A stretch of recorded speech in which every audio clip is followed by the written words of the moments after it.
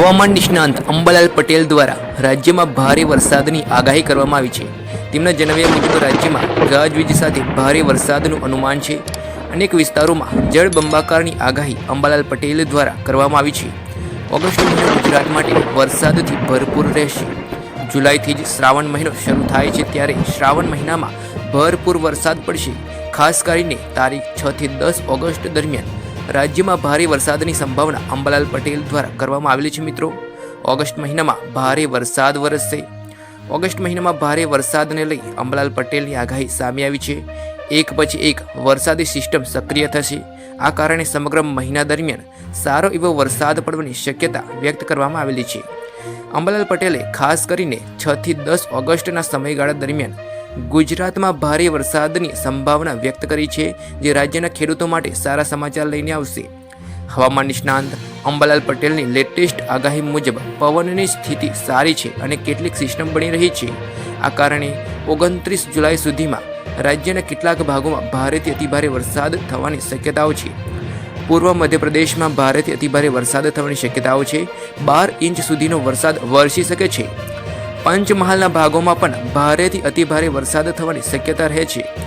હવામાન વિભાગે પણ ભારે વરસાદને લઈ આગાહી કરી છે। આગામી 4 દિવસ દરિયો તોફાની બની શકે છે। ઊંચા મોજા ઉછળી શકે છે। માછીમારોને 1 ઓગસ્ટ સુધી દરિયો ન ખેડવાની પણ સૂચના આપવામાં આવેલી છે। હવામાન વિભાગ અનુસાર દરિયાકાંઠાના વિસ્તારોમાં ભારે પવન ફૂંકાઈ શકે છે।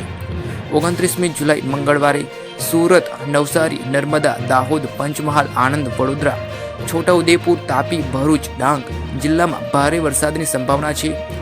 31 જુલાઈએ અમદાવાદ, ગાંધીનગર, મહેસાણા, બનાસકાંઠા, રાજકોટ, જૂનાગઢ, કચ્છમાં હળવા વરસાદની આગાહી છે।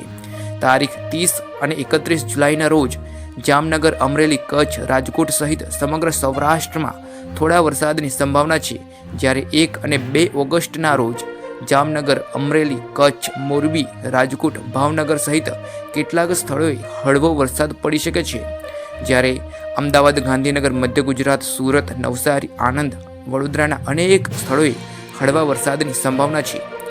ગુજરાતમાં ચોમાસાના 9 રાઉન્ડમાં બનાસકાંઠા, ખેડા, સાબરકાંઠા, અરવલ્લી અને અમદાવાદ જિલ્લામાં ભારે વરસાદ પડ્યો છે। હવામાન વિભાગના લેટેસ્ટ બુલેટિન પ્રમાણે છેલ્લા 24 કલાકમાં ઉત્તર ગુજરાતમાં ભારેથી અતિભારે વરસાદ નોંધાયો છે, જેમાં બનાસકાંઠા અગ્રેસર છે। ગુજરાતમાં શ્રીકાર વરસાદના કારણે રાજ્યના ડેમોમાં નવા પાણીના આવક થઈ રહ્યા છે।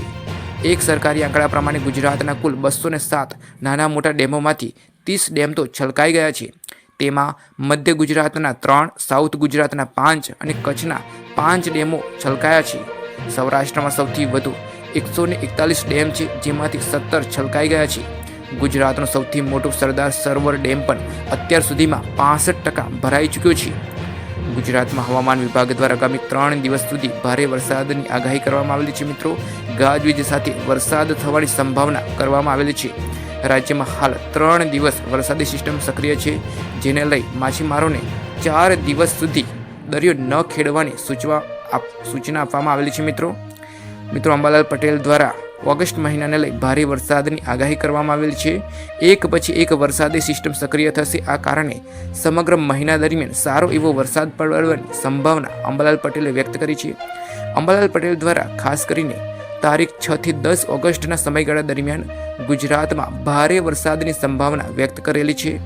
તો મિત્રો, આ હતા આજના તાજા વરસાદના સમાચાર। આવા જ તાજા વરસાદના સમાચાર દરરોજ જોવા આપની યુટ્યુબ ચેનલને સબસ્ક્રાઇબ કરો અને વિડીયોને લાઇક કરો। મિત્રો, ધન્યવાદ।